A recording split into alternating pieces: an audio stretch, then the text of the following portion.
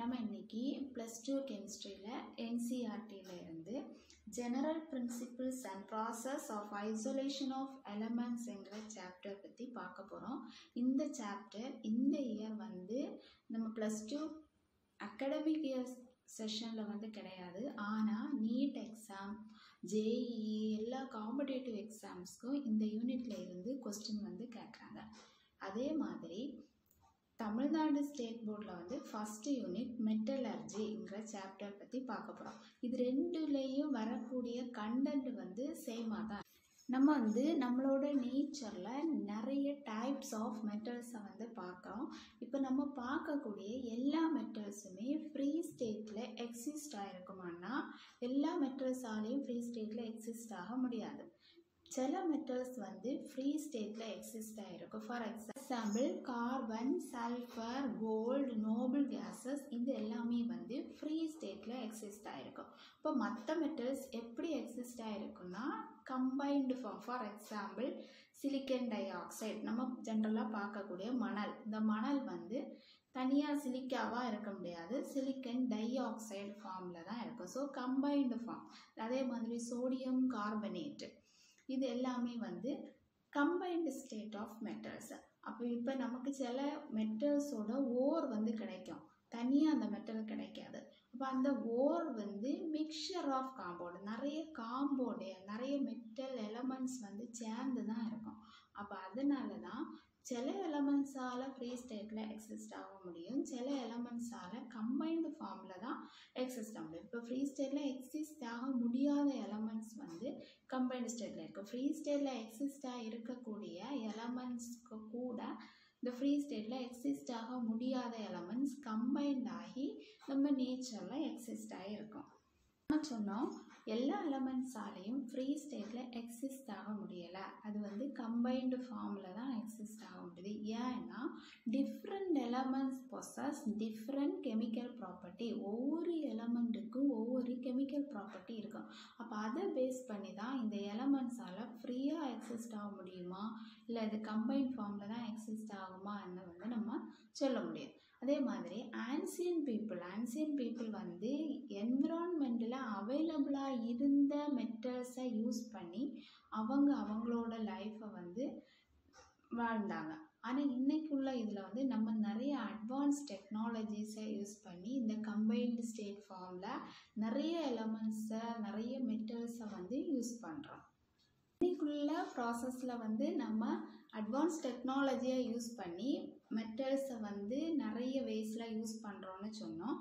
அது எப்படி யூஸ் பண்ணுறது, அந்த மெட்டல்ஸ் எங்கே கிடைக்குது, இப்போ அது ஓர் ஃபார்மில் இருக்கா இல்லை ஃப்ரீயாக கிடைக்குதா, அந்த மாதிரி நம்ம ஒரு மெட்டலை எடுத்து அதோட கம்ப்ளீட் ஹிஸ்ட்ரியை பற்றி படிக்கக்கூடியது தான் இந்த metallurgy. So what is metallurgy?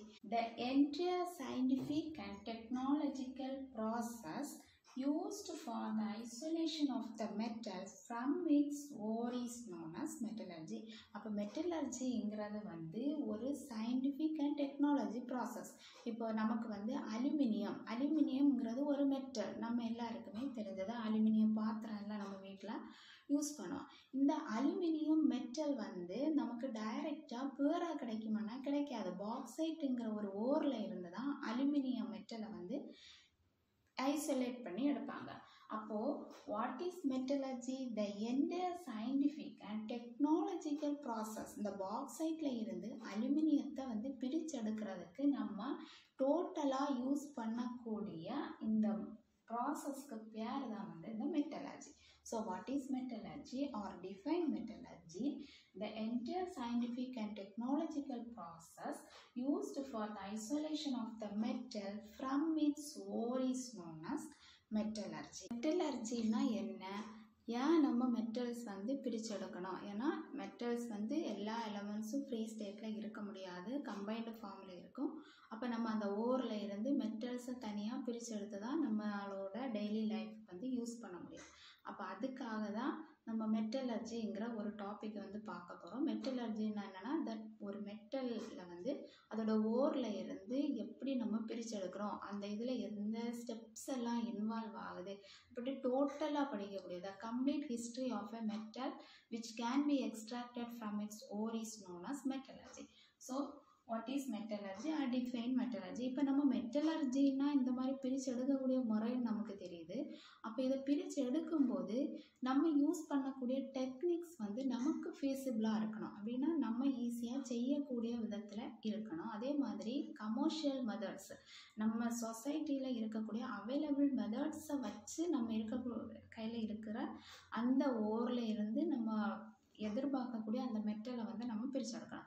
நம்ம ஒரு மெட்டலர்ஜி ப்ராசஸ் வந்து செய்யும்போது சில வழிமுறைகளையும் நம்ம பின்பற்றணும். அப்படின்னா இந்த மெத்தட் வந்து நமக்கு ஃபீஸிபிளாக இருக்கா, அதே மாதிரி கமர்ஷியல் மெத்தடை யூஸ் பண்ணி இந்த மெட்டலை வந்து நம்மளால் பிரிச்செடுக்க முடியுமா அப்படின்னு வந்து பார்க்கணும்.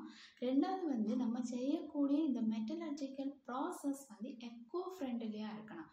It should not make so much of wastage of energy. இப்போ நம்ம வந்து ஒரு ஓரில் இருந்து ஒரு மெட்டலை வந்து பிரித்து எடுக்கிறோம். அப்போ அதில் வந்து நம்ம அதிகமாக தேவையில்லாத நிறைய வழிமுறைகளை செய்து நிறைய வேஸ்டேஜ் வர்ற மாதிரி பண்ணக்கூடாது.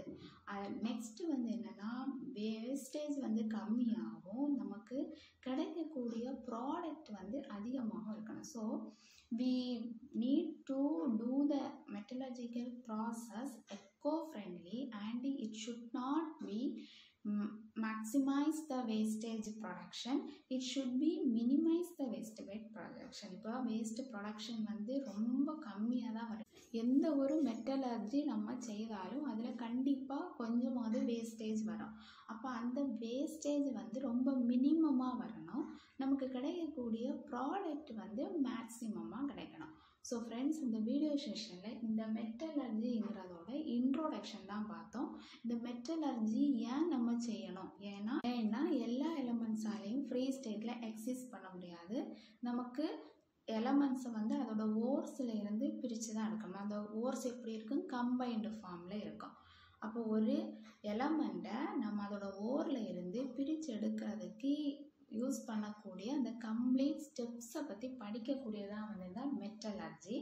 அது மாதிரி நம்ம செய்யக்கூடிய மெட்டலர்ஜிக்கல் ப்ராசஸ் வந்து எக்கோ ஃப்ரெண்ட்லியாக இருக்கணும், வேஸ்டேஜ் வந்து கம்மியாக கொண்டு வரதா இருக்கணும், அதே மாதிரி நமக்கு கிடைக்கக்கூடிய அந்த மெட்டல் வந்து அதிகமாக இருக்கிற மாதிரி மேக்ஸிமைஸாக இருக்கணும். நெக்ஸ்ட்டு வந்து நம்ம செய்யக்கூடிய மெத்தட் வந்து ஃபிசிபிளாகவும் கமர்ஷியல் மெத்தட்ஸை யூஸ் பண்ணியும் செய்யக்கூடியதாக இருக்கணும். ஸோ ஃப்ரெண்ட்ஸ், இந்த வீடியோ செஷன் உங்களுக்கு பிடிச்சிருக்குன்னு நினைக்கிறேன். Thanks for